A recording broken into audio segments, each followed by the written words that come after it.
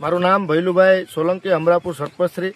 અમારા બધા ખેડૂતો છે, આપ બધા જોઈ શકો છો કે અમારે જે સૌની યોજનાની પાઇપલાઇનનું જે કામગીરી ચાલુ છે એમાં સાહેબ મારે તમને મીડિયમના માધ્યમથી સરકાર સુધી અમારી વાત પુગાડવી છે। આ બધા ખેડૂતની જે વેદના છે, બે મહિના પહેલા અમારા ગામના જે ખેતરો આવે એમને મને હારે રાખી અને બધાએ એના અધિકારીઓએ વિશ્વાસ આપેલો કે અમે આ લોકો કામગીરી શરૂ કરશું એટલે અમે 8 દિવસની અંદર આ લોકોને જે તે કંઈ નુકસાન છે એનું વળતર આપી દેશું।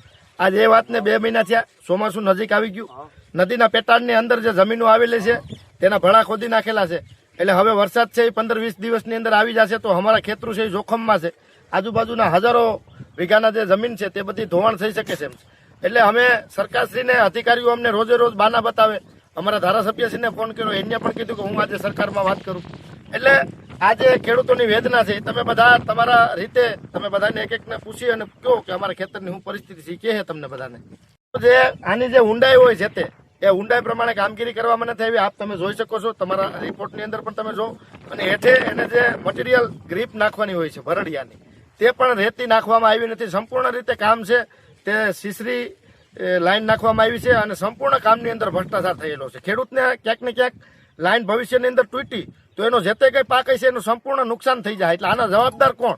એટલે મારી સરકાર સુધી વિનંતી છે કે આ વાત છે એ અમારી ધ્યાને લઈ અને વહેલી તકે જે તે એજન્સી એમ કહે કે એજન્સી નથી સરકાર કામ કરે છે તો સરકારના જે તે અધિકારીઓ આમાં મિલીભગત છે એ બધાને વિનંતી છે કે એની વિરુદ્ધ કડકમાં કડક કાર્યવાહી કરવામાં આવે।